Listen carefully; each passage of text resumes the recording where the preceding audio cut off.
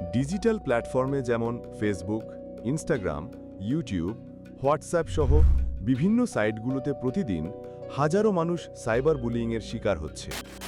বাংলাদেশে সাইবার বুলিংকে অপরাধ হিসেবে গণ্য করা হয় এবং দোষী সাব্যস্ত হলে কারাদণ্ড বা জরিমানার বিধান রয়েছে।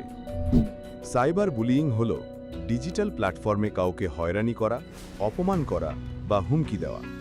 এর মধ্যে রয়েছে সামাজিক মাধ্যমে আপত্তিকর মন্তব্য করা, ব্যক্তিগত ছবি বা ভিডিও প্রকাশ করা বা অন্য কারো ছদ্মনামে আইডি খুলে হয়রানি করা ইত্যাদি।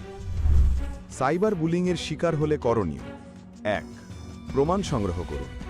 সাইবার বুলিংয়ের শিকার হলে সেই সংক্রান্ত স্ক্রিনশট, মেসেজ বা অন্য কোনো প্রমাণ সংগ্রহ করুন। ২. অভিযোগ করুন।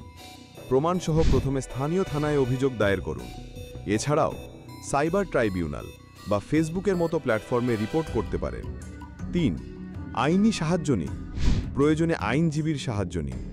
৪. সচেতনতা বাড়ান। ব্যক্তিগত তথ্য শেয়ার করার ক্ষেত্রে সতর্ক থাকুন এবং অনলাইনে নিরাপত্তা বিষয়ক জ্ঞান অর্জন করুন। ভয় না পেয়ে প্রতিবাদ করুন।